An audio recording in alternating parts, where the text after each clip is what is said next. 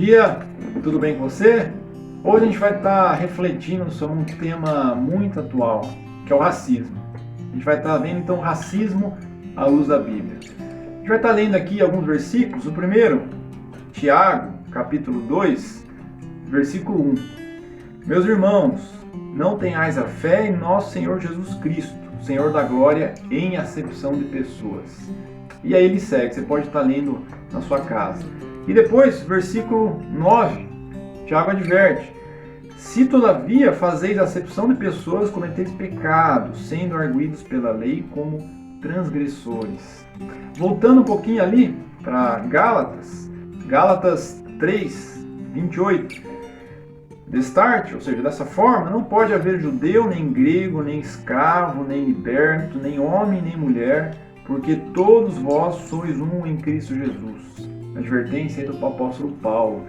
E por fim, lá em Atos 10, 34 a 35, então falou Pedro dizendo: reconheço por verdade que Deus não faz acepção de pessoas.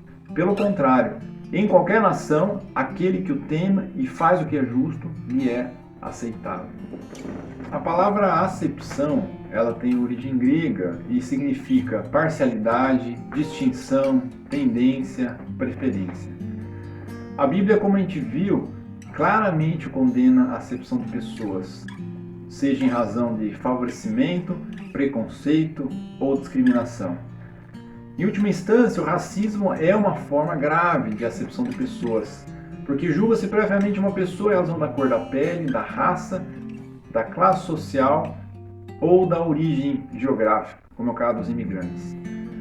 Recentemente a gente teve um caso emblemático de racismo, de acepção de pessoas ocorrido nos Estados Unidos com o cidadão norte-americano George Floyd. Todos nós conhecemos a história.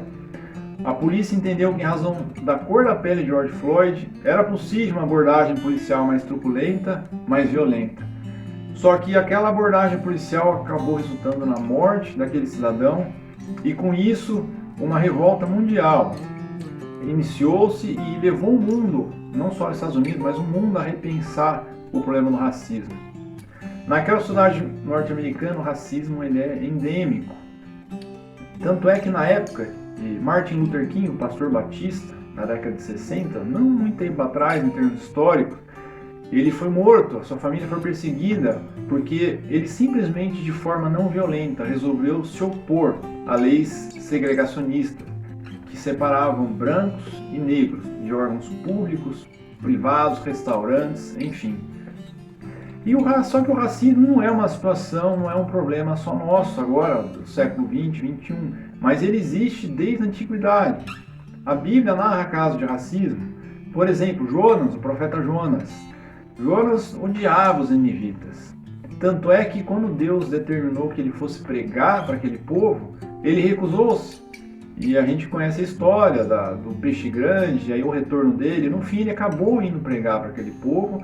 O povo se arrependeu dos seus pecados. Deus teve misericórdia daquele povo. E Jonas, ao invés de se alegrar com o arrependimento daquele povo, qual foi a ação dele? No final, ele chega para Deus e fala: eu preferia morrer a ver esse povo que eu odeio tanto ser perdoado, ter uma segunda chance.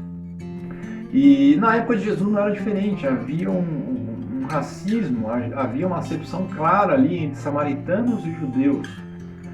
Os judeus odiavam os samaritanos por uma série de razões, mas resumidamente, porque os samaritanos depois foram invadidos pela Síria, eles começaram a se misturar com outros povos, a se casar com outros povos, assimilar a cultura, inclusive a religião politeísta de outros povos. Então os judeus viam os samaritanos, apesar dos dois terem a mesma raiz, mas passou a ver os samaritanos, os irmãos samaritanos, como povos impuros, e eles não se misturavam. Só que Jesus, de forma contracultural, como sempre, ele vai e quebra esse paradigma da separação entre judeus e samaritanos e vai de encontro a uma mulher, uma cidadã. As mulheres eram uma cidadania de segunda categoria na época, pobre, irrelevante socialmente, e uma pessoa que era prostituta. Só que Jesus chega a essa pessoa excluída e oferece o que ele tem de melhor. Não apenas um copo de água, mas uma fonte de água que nunca mais ia deixar aquela mulher ter sede. Uma fonte de água viva.